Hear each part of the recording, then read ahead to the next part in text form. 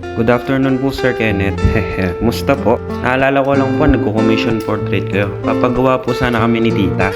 Hello, bunsong to kayo. Ilang ulo at gaano ba kalaki? Dalawa po sila ng lolo at lola ko. Mga 1/4 illustration po sana, sir, yung size.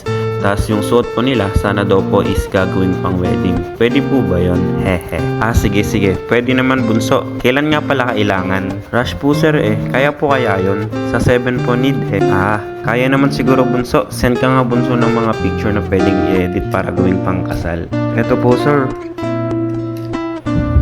Hello po, may project po tayo ngayon na pinagawa po ng tita na naging estudyante ko dati. Ito pong pinagawa nila is pang birthday gift sa kanilang lola or nanay. Medyo challenging nga po pala itong project natin ngayon bukod sa rush dahil December 5 lang sila nagpagawa at 7 na po kailangan. Busy din po tayo sa school at sa mga program po na ginaganap or gaganapin dahil magpapasko po.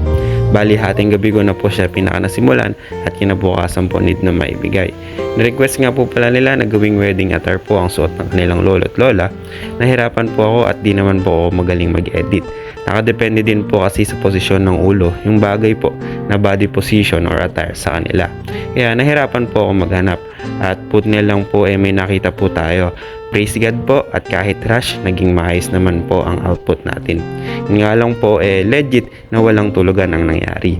Worth it naman po at nagustuhan ng client natin at ng pinagbigyan nila. Ang sabi po, nagustuhan po ng lola nila at naiyak pa po dahil wala daw po kasi silang wedding pic po noon.